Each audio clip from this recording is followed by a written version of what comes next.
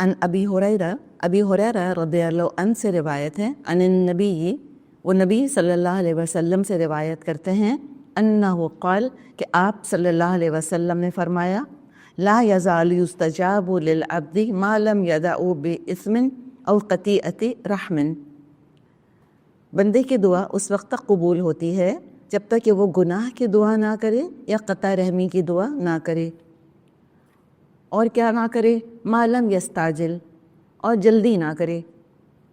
قیلا، عرض کیا گیا، صحابہ نے پوچھا، یا رسول اللہ، اے اللہ کے رسول صلی اللہ علیہ وسلم، مل استعجال، یہ جلدی کیا ہے؟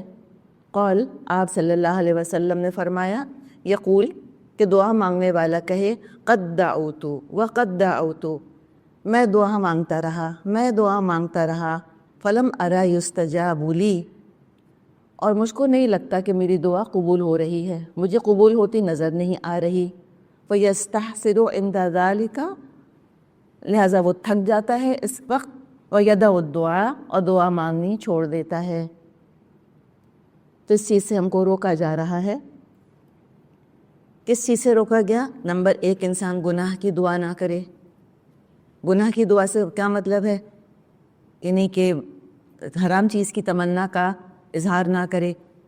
سمجھ میں آنے والی بات ہے، یعنی کوئی نوکری ہے اس میں حرام ہے، اس کے لیے دعا نہ کرے کہ مجھ کو یہ نوکری مل جائے۔ بے حیائی ہے کسی چیز کے اندر، کوئی پیشہ ایسا ہے کہ جو کہ بے حیائی کا ارتکاب کرواتا ہے یا حرام کا ارتکاب کرواتا ہے، اس میں سود شامل ہے، کوئی فحاشی شامل ہے، اس کے لیے دعا ہرگز نہ کرے انسان، اس سے بہتر چیز مانگے۔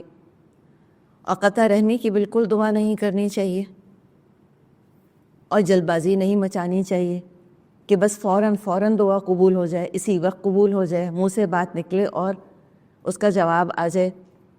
اللہ تعالیٰ کی اپنی حکمت ہے، اس کا اپنا علم ہے کہ کون سی چیز کس وقت کے لیے مناسب ہے۔ اگر آنن فانن دعا کا قبول ہونا ضروری ہوگا، اللہ آنن فانن قبول کر لے گا۔ ابراہیم علیہ السلام نے اللہ تعالیٰ کو پکارا تھا، اللہ تعالیٰ نے فوراً ان کو نجات دے دی آگ سے۔ اسی طرح انبیاء اللہ تعالیٰ کو پکارتے رہے، اولاد کے لیے ابراہیم علیہ السلام نے سالوں پکارا اپنے رب کو، تو جیسے ہی انہوں نے دعا کی، وہ تو خلیل اللہ تھے، تو آنن فانن تو دعا قبول نہیں ہو گئی، منہ سے بات نکلتی ہی 9 مہینے کے بعد تو بچہ پیدا نہیں ہو گیا، سالوں لگ گئے۔ روایات میں آتا ہے کہ جب ابراہیم علیہ السلام کے ہاں اولاد ہوئی، اور پہلے کون پیدا ہوئے تھے؟ اسماعیل علیہ السلام کے اسحاق علیہ السلام، اسماعیل علیہ السلام پیدا ہوئے، تو آپ کی عمر بہت ہو چکی تھی۔ بعض روایات میں آتا ہے کہ آپ 87 کے تھے، بعض میں آتا ہے کہ آپ 90 کے تھے، تب اللہ تعالیٰ نے دعا قبول کری۔ تو مانگتے رہے ہوں گے نا، تو دعا چھوڑنے کبھی نہیں چاہیے۔ یہ نہیں کہنا چاہیے کہ ٹو لٹل ٹو لیٹ، اب کیا فائدہ، اب تو مجھ کو عادت ہی ہو گئی ان چیزوں کی، اس وقت میرا دل بہت چاہتا تھا۔ ہاں، یہ ہو سکتا ہے کہ ہم کوئی دعا مانگنی اس لیے چھوڑ دیں کہ ہمیں اس میں خود اپنے لیے خیر نظر نہ آ رہی ہو، وہ اور بات ہے۔ ہمارا اپنا ہی ارادہ بدل گیا، ہمارا اپنا دل، ہماری اپنی خواہش بدل گئی، تو اوبیسلی انسان چھوڑ سکتا ہے۔ لیکن یہ کہہ کے چھوڑ دینا کہ اللہ سنتا ہی نہیں، میں تو مانگتی رہی تو لگتا ہے میری دعا تو قبول نہیں ہوگی۔ جب یہ سوچ لیتا ہے انسان کہ میری دعا اللہ قبول نہیں کرے گا، اس کے نقصانات کیا کیا ہوں گے؟ اللہ کی رحمت سے مایوسی، اللہ کے بارے میں برا گمان کہ اللہ نہیں سن رہا، اور ہم نے سورہ حجرات میں پڑھا ہے، اور انشاءاللہ ہم آگے بھی پڑھیں گے، دوبارہ بھی پڑھیں گے، کہ اللہ تعالیٰ نے کہا ہے کہ وَاجْتَنِبُوا كَثِيرًا مِّنَ الظَّنِّ إِنَّ بَعْضَ الظَّنِّ إِثْمٌ، بہت زیادہ گمان کرنے سے بچو، اس لیے کہ بعض گمان گناہ ہوتے ہیں، اور خاص طور پہ اللہ کے بارے میں گمان کرنا اس طرح سے کہ اللہ نہیں سنے گا، اللہ قبول نہیں کرے گا، تو پھر دوری کا احساس ہوگا، نعوذ باللہ ناراضگی آئے گی اللہ کے خلاف دل کے اندر۔ یہ خود آپ دیکھیں نا، پھر دل کا کفر ہے یہ سارے کا سارا۔ اور پھر شیطان حملہ کرنا شروع کرے گا کہ دیکھو اللہ تو نہیں سنتا، فلاں بابا سنتے ہیں، اب تم ان کے مزار پر جا کر شادی کی، نوکری کی، اولاد کی دعا کرو۔ اچھا، اب کیا ہوگا؟ قبولیت کا وقت وہی لکھا تھا، ٹھیک ہے نا، قبولیت کا وقت تو لکھا ہوا ہے، کوئی بابا تو کچھ نہیں دے سکتے، کوئی مردہ تو کچھ نہیں دے سکتا، دیتا تو اللہ ہی ہے۔ اب فطرے میں کیسے ڈالا انسان نے اپنے آپ کو؟ وہ کسی مزار پر گیا، مزار پر جا کر مردے سے دعا کی، یا کسی دیوی دیوتا کے آگے ماتھا جھکایا اور دیوی دیوتا سے کا نام لے کر اس نے دعا کری، اور پھر دعا پتہ چلا کہ جو مانگا وہ قبول ہو گیا، تو بتائیے وہ کیا سوچے گا کہ اتنے عرصے سے میں مانگ رہا تھا، کب سے میں مانگ رہی تھی، اللہ نے تو سنی نہیں، دیکھا فلاں بابا نے سن لی۔ پھر بائی ورڈ آف ماؤتھ وہ لوگوں کو بتانا شروع کرے گا کہ میں نے وہاں جا کے دعا کی تھی تو اللہ تعالیٰ نے مجھ کو بچہ دے دیا۔ پھر کیا ہوگا کہ شرک پھیلنا شروع ہو جائے گا۔ تو یہ بہت خطرناک چیز ہے، اس کے ریپرکیشنز، اس کا ڈومینو ایفیکٹ، ریپل ایفیکٹ بہت ہو سکتا ہے کہ انسان اللہ کی رحمت سے مایوس ہو کر دعا مانگنی چھوڑ دے۔ تو دعا کتنے بھی سال گزر جائیں، مانگتے رہیں مانگتے رہیں مانگتے رہیں۔ اور یہ شاید تجربہ ہوگا ہم میں سے بہت سے لوگوں کا کہ جب دعا قبول ہوتی ہے تو لگتا ہے ابھی تو مانگی تھی، لگتا بھی نہیں کہ ہم سالوں سے مانگ رہے تھے۔ بعض دفعہ منہ سے بات نکلتی ہے، دعا قبول ہوتی ہے۔ بعض دفعہ انسان سالوں مانگتا رہتا ہے اور پھر کہیں جا کے دعا قبول ہوتی ہے۔ تو اگر فوراً کے فوراً دعا قبول نہیں ہو رہی تو اس کا مطلب یہ ہے کہ ہم گناہ گار ہیں بہت زیادہ۔ پھر انسان وسیلے تلاش کرتا ہے کہ شاید میں گناہ گار بہت ہوں اس لیے اللہ میری نہیں سنتا۔ تو اگر یہ احساس ہو رہا ہے کسی کو کہ شاید میرے گناہ رکاوٹ بن رہے ہیں دعا کی قبولیت میں، تو کیا کرے؟ استغفار کرے، تلاش کرے کہ کہاں نافرمانی ہو رہی ہے، اس کو چھوڑ دے اور اپنی اصلاح کر لے۔ اور اگر اس نے یہ سوچا کہ میں گناہ گار ہوں اس لیے اللہ نہیں سنتا، اور جا کے میں فلاں بزرگ سے کہتا ہوں کہ وہ میرے لیے دعا کریں، تو خود اس کے اندر ایک دوری پیدا ہو رہی ہے نا، پھر اللہ تعالیٰ سے وہ دور ہٹ رہا ہوتا ہے۔ تو یہ بہت سے ہم دیکھ رہے ہیں کہ مسئلے مسائل ہیں جو کہ دعا چھوڑنے سے پیدا ہو سکتے ہیں۔ کیسے انسان اور اللہ کے درمیان فاصلہ بڑھنا شروع ہو جاتا ہے، انسان اللہ تعالیٰ سے دور ہٹنا شروع ہو جاتا ہے۔ تو خود اپنے لیے دعا کرنی چاہیے اور مسلسل کرتے رہنے چاہیے۔ اللہ تعالیٰ جب مناسب سمجھے گا قبول کرے گا۔ ابراہیم علیہ السلام نے دعا کی تھی کہ اللہ تعالیٰ وَابْعَثْ فِيهِمْ رَسُولًا مِّنْهُمْ، اے اللہ ان عربوں میں انہی کے اندر ایک رسول اٹھا جو تیری آیات سنائے، پھر ان کو کتاب اور حکمت کی تعلیم دے اور ان کا تزکیہ کرے۔ تو وہ دعا کب قبول ہوئی؟ بات نکلتے ہی منہ سے دعا قبول ہو گئی؟ وہ تو خلیل اللہ تھے۔ کب قبول ہوئی بتائیں؟ 2500 سال کے بعد۔ 2500 سال کے بعد تو کیا پتہ چلا ہمیں کہ ہو سکتا ہے کچھ دعائیں ایسی ہوں کہ جو ہماری زندگی میں قبول نہ ہوں۔ تو ہم یہ نہ سوچیں کہ دعا کا اثر تو میری زندگی کے ساتھ ہے اور جب میں مر جاؤں گی تو دعا بھی مٹ جائے گی۔ دعائیں نہیں مٹتی، دعائیں نسل در نسل چلتی ہیں۔ ایٹ ٹائمس اگلی نسلوں تک کے لیے دعا کیا کریں، اور جو آج دعا میں نے کی ہے کیا پتہ مجھ کو وہ اتنا فائدہ نہ دے، وہ دعا جو میں مانگ رہی ہوں کیا پتہ وہ مجھ کو وہ چیز اتنا فائدہ نہ دے جتنی کہ میری اگلی نسل کو دے۔ کیا پتہ ابھی وقت نہیں آیا اس چیز کا، مناسب وقت نہیں ہے۔ تو لہٰذا انسان اللہ تعالیٰ سے کبھی بھی مانگنا نہ چھوڑے، بس لگا رہے اور مانگتا رہے۔ جب وقت ہوگا، جب مناسب وقت آ جائے گا، اللہ تعالیٰ قبول کر لے گا۔ اور اللہ کی رحمت سے کبھی بھی مایوس نہیں ہونا۔ اللہ کی رحمت سے مایوسی کفر ہے، اور کسی اور سے دعا نہیں کرنی ورنہ وہ شرک پہ دعا ہو جائے گا۔ تو ہم نے کیا بات کی ہے یہاں پر؟ کیا کیا نہیں کرنا؟ اللہ کی نافرمانی یعنی گناہ کی دعا نہیں کرنی، قطع رحمی کی دعا نہیں کرنی، اور جلدی نہیں مچانی، اب وقت دینا ہے دعا کو انشاءاللہ تعالیٰ۔ اور دوسری بات یہ ہے کہ جب انسان اللہ سے مانگتا ہے اور لگتا ہے کہ جیسے کہ ابھی جواب نہیں آیا، تو بعض دفعہ اللہ تعالیٰ کو ہو سکتا ہے کسی کی پکار بہت اچھی لگ رہی ہو، اللہ چاہتا ہو کہ بار بار یہ پکارے۔ ہمیں ایک واقعہ ملتا ہے سیرت کا، سعد بن عبادہ رضی اللہ عنہ صحابی تھے۔ آپ صلی اللہ علیہ وسلم ان کے گھر گئے اور آپ نے دروازے پہ دستک دی اور پھر آپ نے سلام کیا۔ یہ طریقہ ہے، سورہ نور میں ہم پڑھیں گے، گھر میں داخل ہونے کے لیے اجازت چاہیے ہوتی ہے، انسان انٹروڈیوس کراتا ہے اپنے آپ کو اور پھر گھر والوں پر وہ سلام بھیجتا ہے اور اندر داخل ہونے کی اجازت مانگتا ہے۔ سعد بن عبادہ گھر میں تھے، آپ صلی اللہ علیہ وسلم نے ایک دفعہ سلام کیا، جواب نہیں آیا، پھر سلام کیا، جواب نہیں آیا، پھر سلام کیا، جواب نہیں آیا، تو آپ لوٹ کر جانے لگے۔ جب آپ لوٹ کر جانے لگے تو دوڑے ہوئے سعد بن عبادہ آئے رضی اللہ عنہ اور کہا کہ اللہ کے رسول میں تو گھر میں تھا، میں آپ کی پکار میں آپ کی آواز سن رہا تھا، لیکن میں یہ چاہ رہا تھا کہ آپ مجھ پہ بار بار سلامتی بھیجیں، اس لیے میں نے جواب نہیں دیا۔ تو یہ بھی محبت کے اظہار کا ایک طریقہ ہوتا ہے۔ تو کیا پتہ میرا اور آپ کا پکارنا لگ اتنا اچھا رہا ہو کہ اللہ چاہ رہا ہو کہ میں بار بار پکاروں، اور پھر انسان جب پکارتا رہتا ہے تو تڑپ تڑپ کے اور قریب ہوتا چلا جاتا ہے اللہ سے۔ بعض دفعہ یہ دعا جب فوراً قبول نہیں ہوتی، یہ خود انسان کے تزکیے کا کتنا سبب بنتی ہے۔ خیال آتا ہے دیکھا میں 5 وقت نماز نہیں پڑھتی نا، شاید اس لیے یہ ہو رہا ہے، شاید میں نے امی ابو سے بدتمیزی کی ہے نا، شاید اس لیے یہ ہو رہا ہے، شاید میرے پیسے کے اندر حرام شامل ہے نا، اس لیے اللہ نہیں سن رہا۔ اور ہم یہ جانتے ہیں کہ حرام کمانے والا جب اللہ کو پکارتا ہے تو اللہ اس کی دعا نہیں سنتا۔ وہ مشہور حدیث ہے کہ ایک شخص آیا ہے، اس کے بال بھی بکھرے ہوئے ہیں اور گرد آلود بھی ہے، لیکن جو پہنا ہے اس نے وہ بھی حرام کا، جو کھایا ہے اس نے وہ بھی حرام کا، اور پھر وہ اللہ کو پکار رہا ہوتا ہے، تو اللہ کیسے پکار سنے گا اس کی؟ یہ نہیں کہ اللہ نہیں سنے گا۔ تو یہ بھی خیال آتا ہے انسان کو۔ پھر انسان اپنی بعض دفعہ کمائی پاک کرنے کی کوشش کرتا ہے، اپنے معاملات درست کرنے کی کوشش کرتا ہے، جس کا دل دکھایا ہوتا ہے اس کی تلافی کر رہا ہوتا ہے۔ اس کے بھی کئی فائدے ہوتے، تو دعا قبول ہوتے ہوتے بعض دفعہ شخصیت ہی بدل جاتی ہے انسان کی، کچھ کے کچھ ہو جاتے ہیں۔ تو لہٰذا اللہ تعالیٰ سے ہمیشہ انسان دعا کرتا رہے۔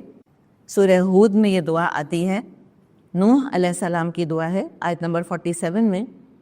ان سے ایک خطا ہو گئی دعا مانگنے میں، انہوں نے اپنے بیٹے کے لیے جو ڈوب گیا تھا اس کے لیے دعا کر لی تھی کہ اللہ یہ کیسے ڈوب گیا، یہ پوچھ لیا تھا انہوں نے۔ ان کا تھا کہ بھئی میرا بیٹا تو میرے گھر والوں میں سے ہے،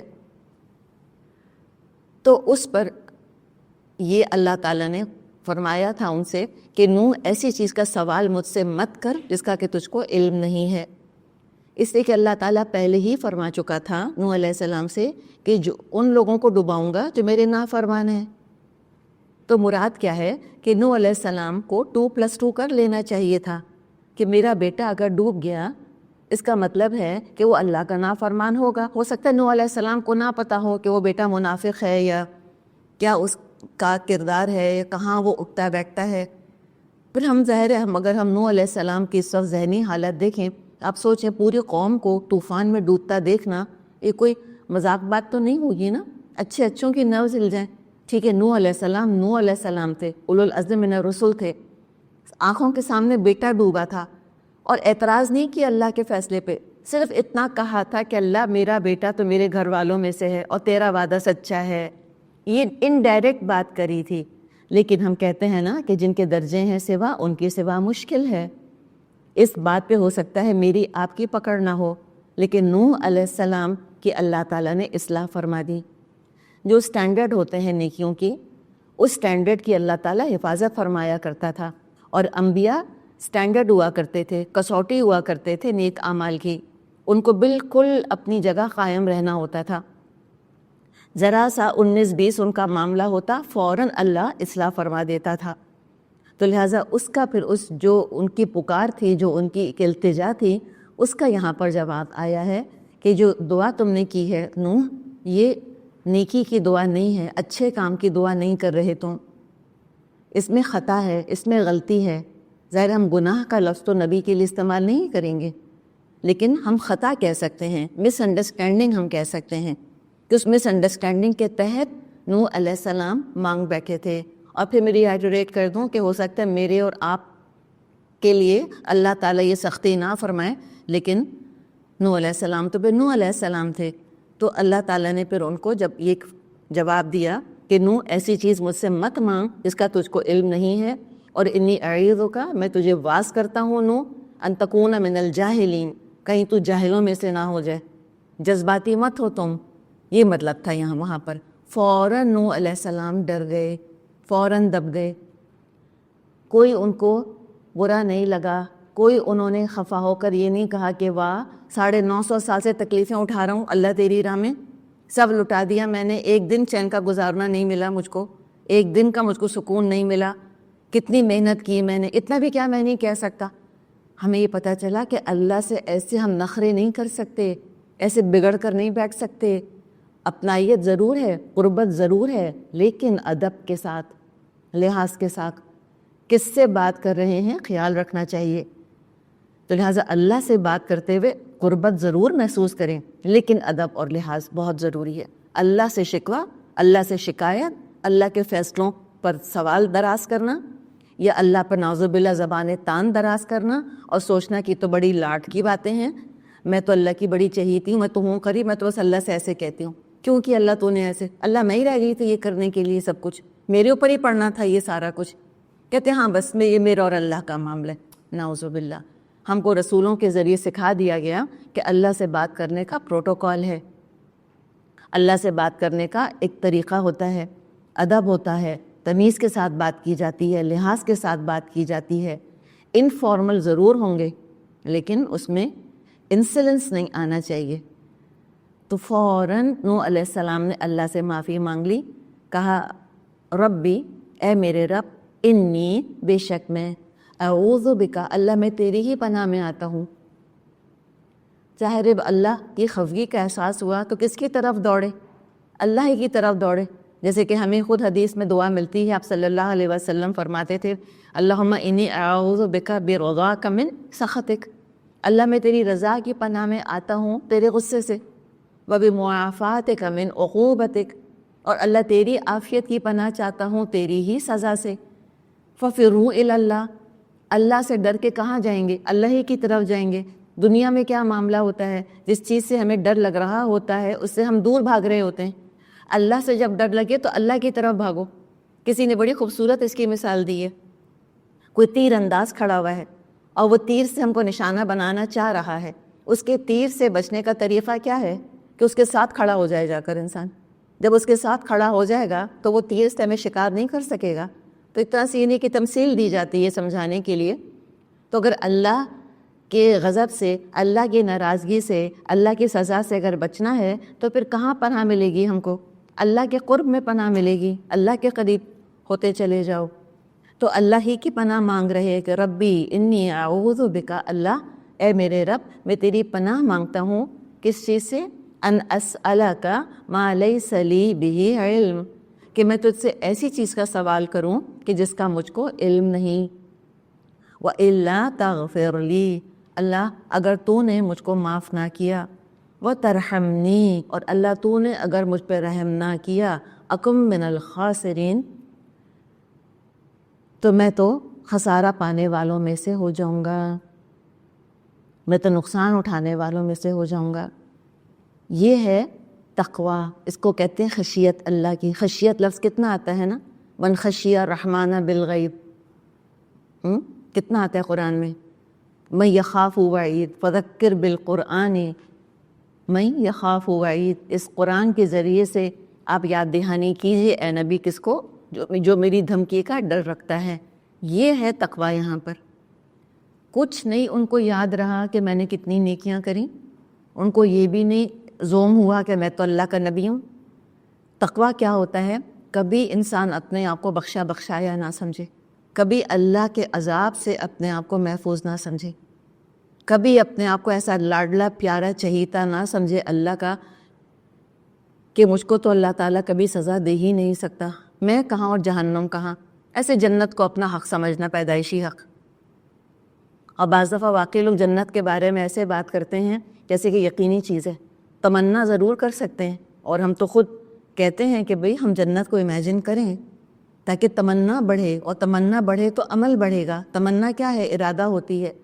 لیکن یہ سوچنا کہ نہیں ہم تو ہیں ہی جنتی، اور یقین اور جزم کے ساتھ کہنا جب میں جنت میں جاؤں گی تو ایسے کروں گی، نہیں. اگر کا لفظ استعمال کرنا چاہیے، اور ہمیشہ کہنا چاہیے کہ اگر اللہ نے رحم کیا، اگر مجھے اللہ نے بخش دے، انشاءاللہ اگر میں جنت میں گئی، ایسے کہنا چاہیے ہمیشہ.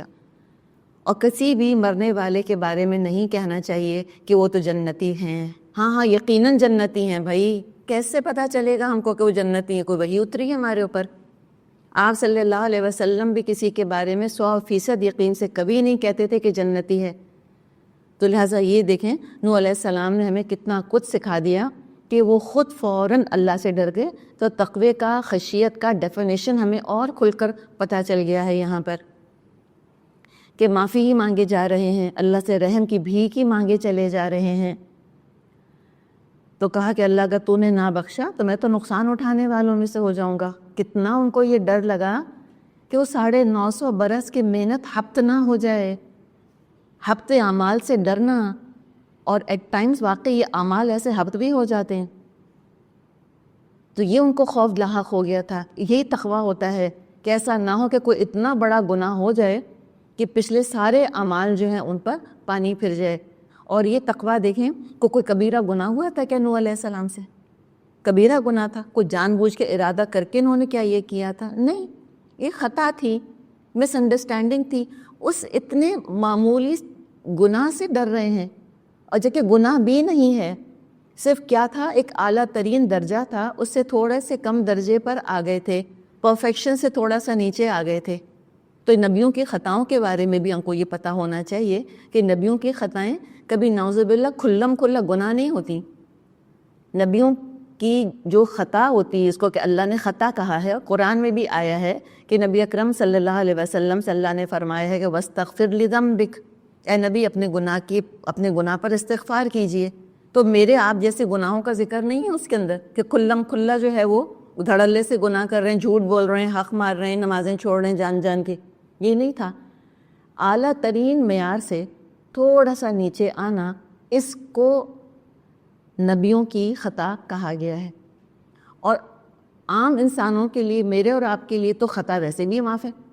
اگر غلطی سے بھول چوک ہو گئی، اگر کوئی غلطی ہو گئی، کوئی بھول چوک ہو گئی، تو وہ تو حدیث میں آتا ہے کہ 3 لوگوں سے اللہ نے قلم اٹھا لیے ہیں، ایک تو سونے والے سے، اور ایک بچے سے، اور ایک بھول چوک کرنے والے سے۔ تو اس پر بھی جو کہ انہیں کی پکڑ ہے بھی نہیں اللہ کے ہاں، اس پر بھی کتنا گڑ گڑا کر معافی مانگ رہے ہیں۔ تو انبیاء کا جو مقام ہے، تو دیکھیں کہ انہوں نے اس مقام کے شایان شان عمل بھی کیا ہے۔ ہمیں یہ بھی پتہ چلتا ہے کہ اللہ ہمیں اگر علم کا کوئی مقام دے دیتا ہے تو ہمیں اس مقام کی شایان شان عمل کرنا چاہیے۔ پھر عام لوگوں سے کمپیئر نہ کریں اپنے آپ کو، ہم اپنے لیے بھی اعلیٰ معیار بنائیں تاکہ ہم بھی پھر اپنے کردار کو اعلیٰ کرنے کی کوشش کریں۔